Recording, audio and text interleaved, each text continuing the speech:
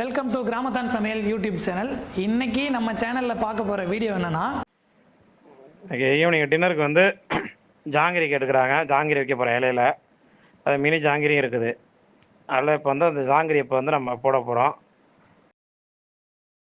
இது இப்போ என்னென்னா இது வந்து ஒரு 10 லிட்டர் தண்ணி, ஒரு 20 கிலோ சர்க்கரை அதில் போட்டுருக்கோம். இதை வந்து ஒரு சர்க்கரை நம்ம கம்பி பதத்துக்கு இது வரணும். வரும்போது கொஞ்சம் ஓரளவு டைட்டாக இருக்கிற மாதிரி தெரிஞ்சால் நம்ம இன்னும் கொஞ்சம் தண்ணி கூட ஊற்றிக்கலாம். இல்லை இதே கரெக்டாக இருக்கும். மேக்ஸிமம் சர்க்கரையை பொறுத்து இருக்குது, அதெல்லாம் கரெக்டாக இருக்கும். இதில் வந்து ஒரு 1/2 லிட்டர் பால் ஊற்றிருக்கிறோம். இப்போ நம்ம ஊற்றினா தான் அழுக்கு ஒதுங்க. அழுக்கு ஒதுங்கப்புறம் அந்த அழுக்கெலாம் எடுத்துகிட்டு கம்பி பதம் வந்ததுக்கப்புறம் இதை இறக்கி வச்சிட வேண்டியதான். இந்த மாவு வந்து ஓடிட்டு இருக்குது, உளுந்து மாவு ஓடிட்டு இருக்குது, கிரைண்டர் ஓடிட்டு இருக்குது. இப்போ அந்த கேப்பில் வந்து நம்ம ஜீராவை ரெடி பண்ணிக்கிறோம். இப்போ நல்லா பாகு நல்லா ரெடி ஆயிடுச்சு. இது கரெக்டாக இருக்குது. நம்ம வச்சு தண்ணிக்கும் அந்த சர்க்கரைக்கும் கரெக்டாக இருக்குது. அவ்வளோதான். இந்த அழுக்கு எடுத்துட்டு நம்ம இதை இறக்கி வச்சிட வேண்டியதான். வச்சுட்டு இப்போ நம்ம மாவு மிக்ஸ் பண்ணுவோம். ஜாங்கிரிக்கு மாவு எப்படி மிக்ஸ் பண்ணுறதுன்னு பார்ப்போம். இப்போ வந்து உளுந்து அரைச்சி வந்துருச்சு நல்லா. இப்போ இதில் ஃபுட் கலர் போட்டுக்கிறோம் 2 பாக்கெட்டு. இந்த ₹2 ஃபுட் கலர் ஒரு சில கடையிலேருந்து. இது நல்ல பிராண்டட் ஃபுட் கலர் தான். இது 2 பாக்கெட் இது. இது இப்போ இன்னும் 1 கிலோ மொத்தம் 2 கிலோ மாவு. 2 கிலோ உளுந்துக்கு 2 கிலோ மாவு. இப்போ இதை நல்லா மிக்ஸ் பண்ணிக்கிறோம். இது கரெக்டாக இருக்கும். 2 கிலோ உளுந்து இது நல்லா அரைச்சி வச்சுருக்கிறோம். இதை வந்து தோசை மாவு பதத்துக்கு வந்து நம்ம அரைச்சிருக்கிறோம். இப்போ தோசை மாவோட கொஞ்சம் லூஸாகவே இருக்கலாம். ஏன்னா இப்போ இதில் மாவு போட போகிறோம். மாவு போட்டு மாவு லூஸாக தான் இருக்கணும். எப்படியாவது ஜாங்கிரி போடும்போது மாவு நம்மளுக்கு எப்படி இருக்குன்னா வந்து தோசை மாவு பார்த்துட்டு இருக்கணும். அப்போ தான் வந்து கரெக்டாக அது வந்து துளியில் இறங்கும். ஆனால் வந்து இப்போ 2 கிலோ உளுந்தது. இதில் ஏற்கனவே 1 கிலோ மாவு போட்டுருவேன். சுத்தமாக கட்டி இல்லாமல் அதை வந்து நம்ம கரைக்கணும். அதை ஒரு சைனிங்காக வரணும் மாவு. அதை உளுந்து மாவும் மாவும் ரெண்டாக மிக்ஸ் ஆனதே தெரியக்கூடாது. இது என்ன மாவுனே தெரியாத அளவுக்கு வந்து நம்ம இது நல்லா ஒரு சின்ன கட்டி கூட இல்லாத அளவுக்கு நல்லா ஷைனிங்காக வந்து நம்ம சுலோவாக வந்து அதை கரைச்சி எடுத்தால் தான் நம்மளுக்கு வந்து ஜாங்கிரி போடும்போது அந்த துணியில் தான் நம்ம இதை வச்சு ஊற்றி போட போகிறோம். போடும்போது என்னென்னா அந்த ஓட்டையில் வந்து அப்போ தான் கட்டி இருந்தால் ஓட்டையில் போய் அடைக்கும், ஜாங்கிரி கரெக்டாக வராது. அதனால் வந்து இது நம்ம கரெக்டாக வந்து மாவு நல்லா ஷைனிங்காக ஒரு சிறு கட்டி கூட இல்லாத கரைச்சி வச்சுக்கிட்டா தான் ஜாங்கிரி போடுறது ஈஸியாக இருக்கும். இப்போ இது வந்து மாவு ரெடி ஆயிடுச்சு. நம்ம இதில் வந்து ஜாங்கிரி போட ஆரம்பிக்கலாம். அப்புறம் இதில் வந்து ஒரு 12 லிட்டர் ஆயில் ஊற்றிருக்கிறோம். ரீஃபண்ட் ஆயில் ஊற்றிருக்கிறோம். இப்போ வந்து இப்போ ஜாங்கிரி போட போகிறோம் பாருங்கள். இப்படி தான் இது மாதிரி துணி, இது மாதிரி ஒரு நல்லா காட்டன் துணி வந்து நம்ம வலுவாக அழுத்தமாக இருக்கிற துணியாக பார்த்து நம்ம இதுக்குன்னு ஜாங்கிரி துணின்னு கடைகளில் இப்போ கிடைக்கும். அது மாதிரி துணியை வாங்கி சென்டராக அதில் வந்து ஒரு ஓட்டை போட்டுக்கிட்டோம். ஓட்டை போட்டு இப்போ மாவை அதில் வச்சு நம்ம இது மாதிரி சுற்ற வேண்டியதான். இப்போ வந்து உங்களுக்காக வந்து இப்போ நம்ம பசங்க வீட்டில் இருக்கிற பசங்களுக்காக வந்து ஒரு 5 ஜாங்கிரி பெரிய ஜாங்கிரி போட்டுருவோம்.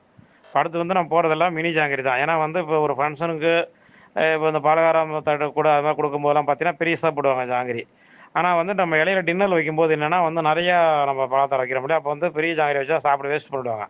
அதில் வந்து இதுக்கு மினி ஜாங்கிரி தான். இப்போ அதனால் மினி ஜாங்கிரி தான் இப்போ போடுறோம். பார்த்துங்க, இது இந்த ஜாங்கிரி ஒரு 700 ஜாங்கிரி இப்போ அதில் போடலாம். இப்போ இந்த ஆயில் எப்படி வந்து ஹீட் இருக்குன்னா வந்து ரொம்ப அதிகமான ஹீட்லாம் இருக்கக்கூடாது. சும்மா உதாரணத்துனா நம்ம ஒரு அப்பளம் பொரிப்போம் இல்லையா வீட்டில், அப்பளம் பொரிக்கும் போது தீ மிதமாக இருக்கும். அது மாதிரி வந்து ரொம்ப ரொம்ப அதோட கொஞ்சம் கம்மியாகவே மிதமான தீ தான் இருக்கணும். ஏன்னா ரொம்ப தீ அதிகமாக இருந்ததுன்னா வந்து நம்ம சுற்றும்போது உடனே கலர் மாறிடும். ஆனால் உள்ள மாவு வேகாது. அதனால் ஜாங்கிரி நல்லா இருக்காது. அதனால் வந்து மாவு நல்லா வெந்து வரும்போது தான் கலர் வரணும். அதனால் வந்து நம்ம தீ வந்து ரொம்ப ரொம்ப கம்மியாக தான் வைக்கணும். அப்போ தான் நம்ம சுற்றி வந்து இப்போ பிரட்டி விட்டு நல்லா வச்சு எடுக்க முடியும். இல்லை தீ வந்து அந்த அளவுக்கு தான். அதே டைமில் இந்த தட்டில் எந்த அளவு ஆயில் இருக்கும் அப்படின்னா, நம்ம விரல் இருக்கு இல்லையா, நம்ம விரலில் வந்து ஒரு ஒரு ஒரு 3/4 விரல் அளவுக்கு நம்ம வந்து ஒரு 1/2லேருந்து 3/4 விரல் அளவு அதில் வந்து ஆயில் இருந்தால் தான் கரெக்டாக இருக்கும். அந்த அளவுக்கு நம்ம பார்த்து அதில் ஊற்றிக்கணும். ஏன்னா அது வந்து நம்ம கடாயெல்லாம் வந்து ஜாங்கிரி வந்து கடாயெல்லாம் போட்டு எடுத்துட முடியாது. இதுக்குன்னு தனியாக ஜாங்கிரி கடாயின்னு வரும். அதில் தான் நம்ம இது போட முடியும். அப்படி இல்லைன்னா நம்ம வீட்டில் இருக்கிற இது மாதிரி வந்து அலுமினிய தட்டு அது மாதிரி இதாக இருந்ததுன்னா அதில் ஊற்றி நீங்கள் போட்டிங்கன்னா கூட இது மாதிரி வரும். இப்போ ஜாங்கிரி இப்போ இவ்வளோ அழகாக வந்துட்டு பாருங்கள். இது மாதிரி தான். இது வந்து நீங்களும் வந்து இப்போ வீட்டில் இது மாதிரி கம்மியாக செய்யணும் அப்படின்னு நினச்சிங்கன்னா நீங்கள் கூட செய்யலாம். அது ஒன்றும் பெரிய இதெல்லாம் கிடையாது. ஒரு 2 வாட்டி இந்த மாதிரி வீடியோக்களை பார்த்தாலே நீங்களே கற்றுக்கலாம். இப்போ நீங்கள் வீட்டில் வந்து கம்மியாக போகிறீங்க அப்படின்னா வந்து ஒரு 100 கிராம் வந்து ஒரு உளுந்து ஒரு 1/2 மணி நேரம் ஊற வச்சிங்கன்னா போதும். 1/2 மணி நேரம் 3/4 மணி நேரம் ஊற வச்சிங்கன்னா போதும். ஒரு 100 கிராம் உளுந்துக்கு வந்து ஒரு 100 கிராம் மாவு போடலாம். 100 கிராம் உளுந்து வந்து நீங்கள் மிக்சியிலே அடிச்சிக்கலாம். அடிச்சுக்கிட்டு அதுக்கு வந்து நல்லா வந்து ஒரு 100 கிராம் ஒரு மாவு இது மாதிரி போட்டு இதே மாதிரி நல்லா கொஞ்சம் கேசரி கலர் போட்டு இந்த அளவுக்கு நீங்கள் நல்லா மிக்ஸ் பண்ணிக்கிட்டீங்கன்னா போதும். அதுக்கு வந்து ஒரு 1 கிலோ சர்க்கரை போட்டு நீங்கள் இது மாதிரி ஜீரக இப்போ நாங்கள் எப்படி அடிச்ச ஜீரக காய்ச்சோமோ அதே தான். ஒரு கிலோ சர்க்கரைனா நீங்கள் வந்து ஒரு 1/4 லிட்டர் ஒரு 1/2 லிட்டர் தண்ணி வச்சு அதில் வந்து இது மாதிரி ஜீரக காய்ச்சி அழுக்கு எடுத்துக்கிட்டு அந்த கம்பி பார்த்து இறக்கி வச்சுட்டு நீங்கள் வந்து இப்படி இந்த மாதிரி அழகாக வந்துட்டு இருக்கு பாருங்க. அவ்வளோதான். இப்போ துணியில் நம்ம ஒரு முன்னாடி பார்த்தா தாராளமாக நீங்களே இது மாதிரி வீட்டில் போடலாம். நீங்களும் ட்ரை பண்ணி பாருங்கள். இது மாதிரி ஜாங்கிரி இப்போ இது மாதிரி போட்டு இப்போ கிட்டத்தட்ட நம்ம டின்னுக்கு போட்டு எடுத்து இப்போ இதை வந்து முக்கி எடுக்க போகிறோம். வந்துருச்சு. இப்போ இந்த இதெல்லாம் பெரட்டி விடுறோம் இல்லையா, அதெல்லாம் வந்து பெரட்டி விட்டுறது இதில் வந்துருக்குது. இப்போ இதெல்லாம் எடுத்து நம்ம ஜீராவில் போட்டுடலாம். இப்போ ஜாங்கிரிலாம் இப்போ நல்லா வெந்துருச்சு. இப்போ இதெல்லாம் எடுத்து நம்ம ஜீராவில் போட வேண்டியதான். இந்த ஜீராவில் வந்து வந்து ஒரு 1/2 லிட்டர் நெய் ஊற்றிருக்குறோம். ஏலக்காய் வந்து இடித்து அதில் போட்டுக்கிறோம். ஏன்னா அப்போ தான் வந்து நல்லா அது மணமாக அந்த நெய் ஸ்மெல்லும் ஏலக்காய் ஸ்மெல்லும் அந்த ஜாங்கிரியில் கலந்து வரும். அதை போட்டுக்கிறோம். இப்போ இப்படி தான் இதை எடுத்து போட்ட உடனே சூடாக இருக்கும்போது நம்ம இதில் வந்து போட்டு முக்கி விட்டுறணும் ஃபுல்லாக. கொஞ்சம் கேப் விட்டுனா கூட ஒரு பக்கம் வந்து அது வெள்ளையாக ஆயிடும் ஜாங்கிரி. அதில் வந்து இது நல்லா வந்து முக்கி எடுத்தோன்னா தான் நம்ம எல்லா இடத்துலையும் ஜீரா கரெக்டாக ஊறி சாப்பிட்றதுக்கு ஜாங்கிரி நல்லாயிருக்கும். ஜாங்கிரி இதெல்லாம் நல்லா ஊறி போயிடுச்சு. இப்போ எடுத்து தனியாக ஒரு தட்டில் இப்போ ஊறி போனால் தான் இப்போ எடுத்து தனியாக தட்டில் போடுறோம்.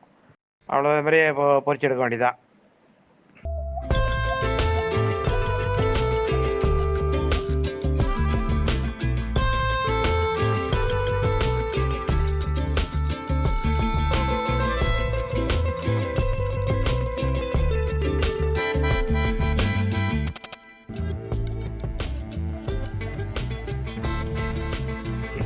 டிக்கா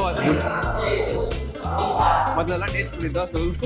சப்பாத்தி நல்லா இருந்துச்சு, பிரிஞ்சி நல்லா இருந்துச்சு, ஸ்வீட்டில் ஜாகரி கொடுத்தாங்க.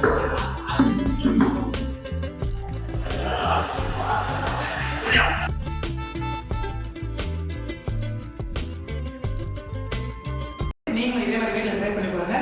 உங்கள் வீட்லேயே சூப்பராக இருக்கும்னு நினைக்கிறோம். இந்த மாதிரி இது வந்து ஒரு ஃபங்க்ஷனுக்கு சமைச்சது. இந்த மாதிரி நாங்கள் உங்கள் ஃபங்க்ஷனுக்கும் சமைக்கணும்னு நீங்கள் ஆசைப்பட்டீங்கன்னா டிஸ்கிரிப்ஷன் நம்பர் கொடுத்துருக்கோம். மகராசபட்டினம் கேட்டரிங் சர்வீஸ்னு சொல்லிட்டு நீங்கள் கான்டாக்ட் பண்ணுங்கள். நாங்கள் உங்கள் வீட்டு ஃபங்க்ஷனுக்கு வந்து சமைச்சு கொடுக்குறோம்.